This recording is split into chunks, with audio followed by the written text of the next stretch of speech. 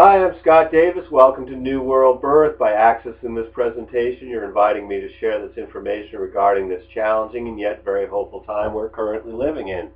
This is the prenatal care for the birth of a New World Age report for the Gregorian date of July 30th, 2011, which is also One Dog in the Mayan Tzolkin calendar.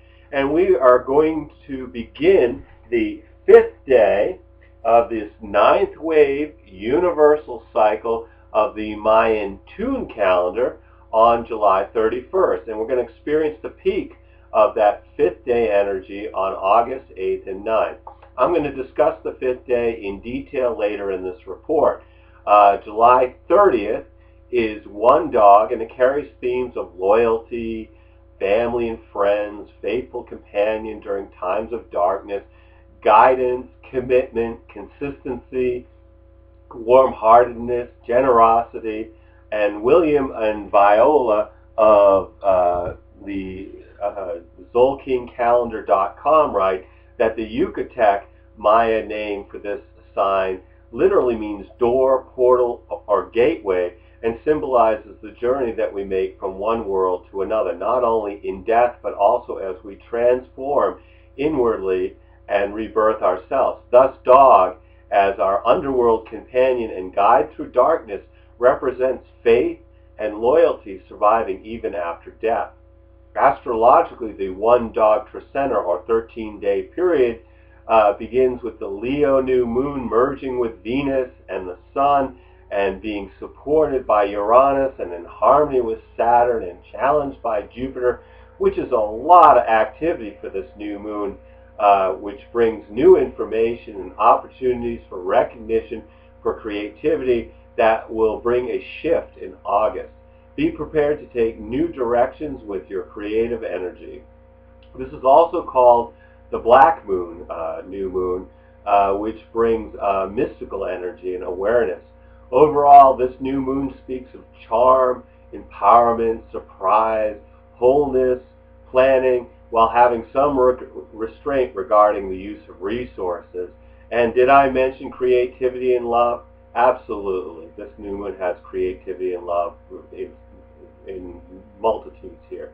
On the 31st, that's the opening of the 5th day of the universal cycle, there's no planetary aspects on that particular day, so try to enjoy a day of rest.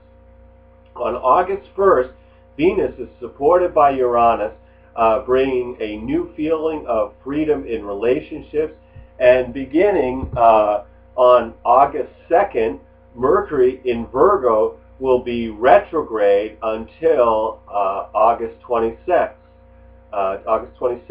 which and is opposite Neptune in Pisces.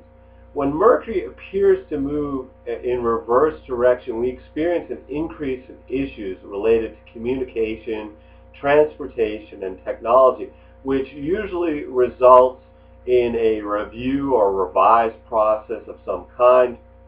And with Neptune involved, you should be aware that people may be deceptive and misleading during this time of increased tension, as Mars enters Cancer on August 3rd and activates the Grand Cross with the Moon, Saturn, Uranus, and Pluto until August 13th.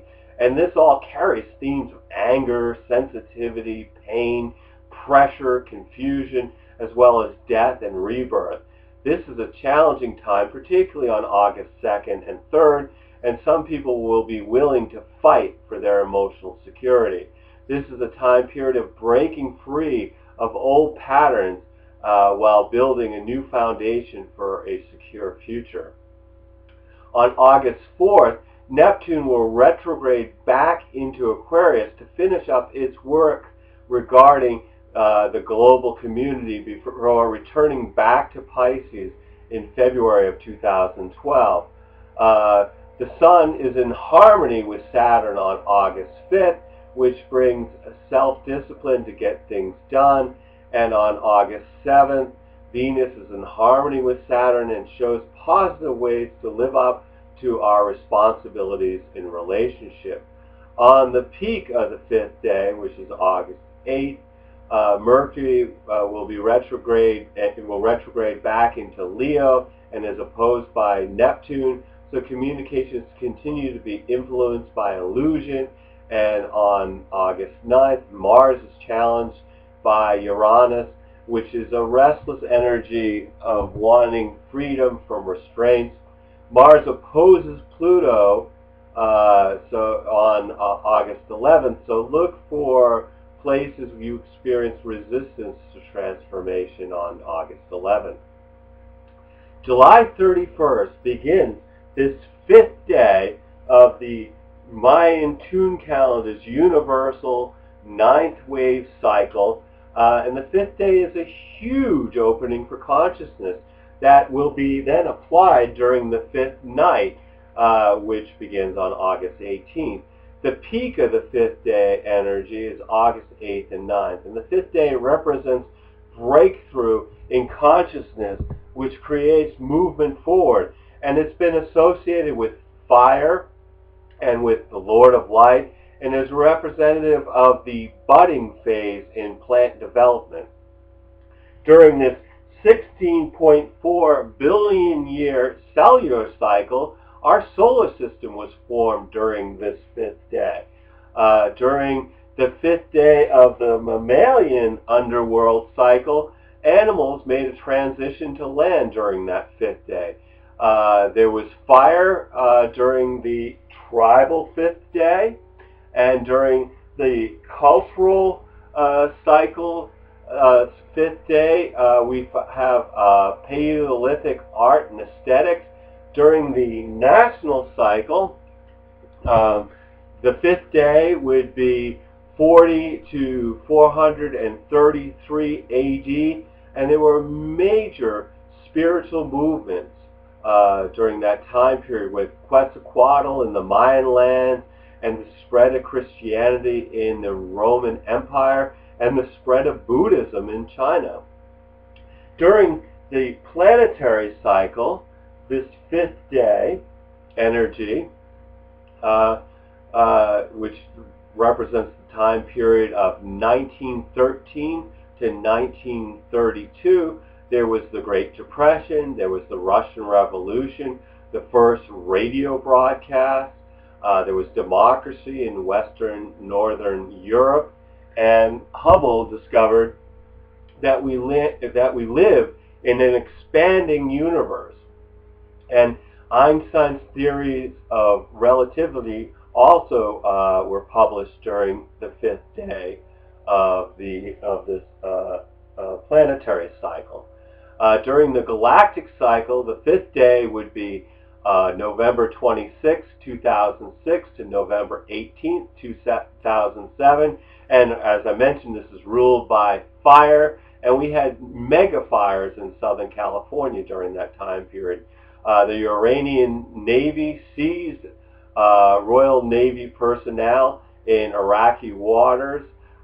There was live Earth worldwide performances, and Barack Obama had a meeting with his advisors to consider running for the presidency, and to sort of get a sense of whether the United States of America was ready to have a president of color.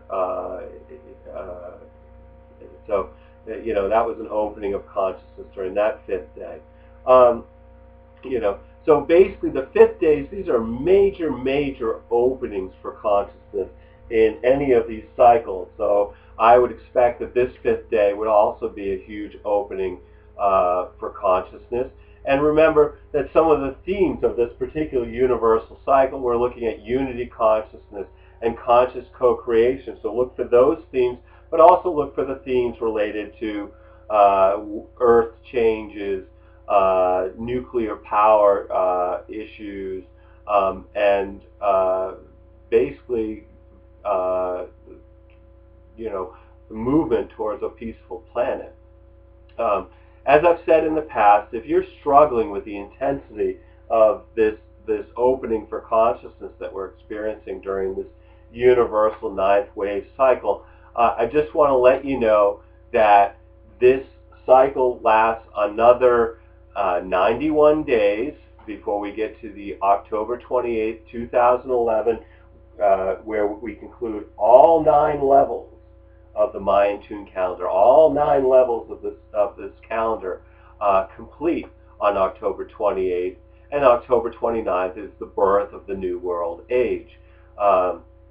So, you know, it's really important that we're taking care of ourselves and doing what we need to do during this time period so that we get to utilize this opening for consciousness in the new world. This is a difficult time, but a challenging time, but a time of making us aware of who we are as human beings as we transition into the birth of the New World Age on October 28th, 2011. So anyway, I want to thank you for checking out New World Birth. The next segment of prenatal care for the birth of a new world age will be on August 12th, and that will be for the one night Tzolkin Trecena, and that will also include the Aquarius full moon. We'll talk about the completion of this 5th day, and it will also, in that report, will cover the opening of the 5th night, which Comet Honda will be the closest to the Earth during the opening of that 5th night energy. As always, I feel blessed and that you've taken the time to watch the videos. Please feel free to share this information with anybody who you think would benefit from this. I personally would have a very hard time if I was going through all these cycles of change and not aware of where this energy is coming from and how long it's going to last and why it feels the way it feels. As always, thanks for checking us out on Facebook or on YouTube. I always invite your comments and feel free to email me at newworldbirth@yahoo.com. And as I've said in the past, and this really does come from my heart, the light in me honors the light in you. Namaste.